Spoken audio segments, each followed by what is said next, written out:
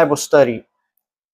I wanted to talk about uh, the works of the law, the Mosaic law, and the law of Christ, because we have a lot of different uh, groups of Christians, denominations uh, that try to tell other Christians that you need to follow the Mosaic law, right? And that's biblical Christianity, right? And so I wanted to see, what does the Bible say? Let's have a Bible study, right? And so the first thing I thought right away when I think about people trying to tell me that I need to obey the Mosaic law because the apostles did, yes, because they were Jews. I'm not a Jew, right? And they didn't have to. They did it because that was their culture. They they held on to their culture, right? But I'm not a Jew. That's not my culture. And so a lot of people are confused by this, right? So I wanted to go to Acts 15, right?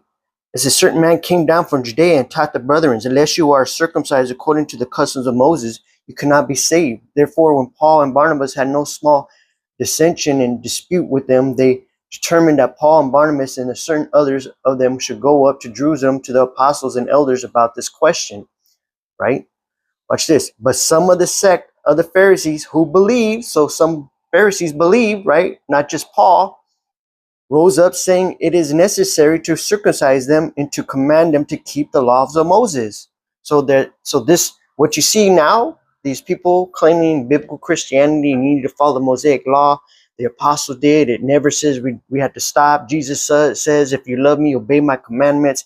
This is nothing. The Bible says there's nothing new under the sun. Nothing new under the sun. There's always going to be those people. You got to do this and you got to do that, right? But Paul says, right, we're justified by faith apart from the works of the law. And he was a Jew. He was a Pharisee Jew. So he was right at the top by the top Pharisee. So he knows the law. He knows. And here he is bringing it before the Jerusalem council, right?